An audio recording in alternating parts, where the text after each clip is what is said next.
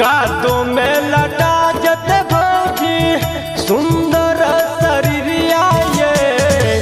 कादो में लटा जते भौजी सुंदर शरीरिया ये कन्या से नहेते भौजी धान के रोपनिया ये कन्या से नहेते भौजी धान के रोपनिया ये कन्या से नहेते भौजी सब दिन रोहे खेले कोठा के महलिया में ये सब दिन रोहे खेले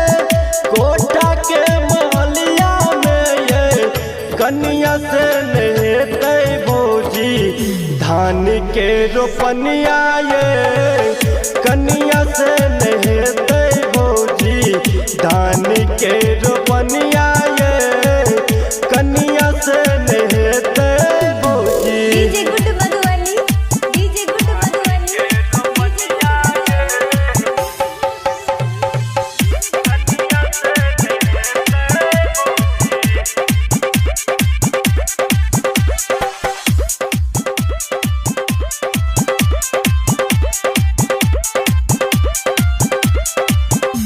कि ई तो नैहर में जाय छले पढ़े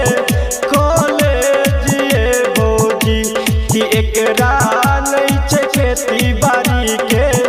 नॉलेज ये भौजी कि ई तो नैहर में जाय छले पढ़े कॉलेज ये भौजी कि एकरा नहीं छे खेती बाड़ी के नॉलेज ये भौजी हरदम रहे चले सोलह सिंगार में ये कन्या से नहेते भौजी धान के रोपनिया ये कन्या से नहेते भौजी धान के रोपनिया ये कन्या से नहेते भौजी। DJ good Madhubani DJ good Madhubani अभी आप सुन रहे हैं झंझारपुर से मिथिला रिकॉर्डिंग स्टूडियो की शानदार प्रस्तुति।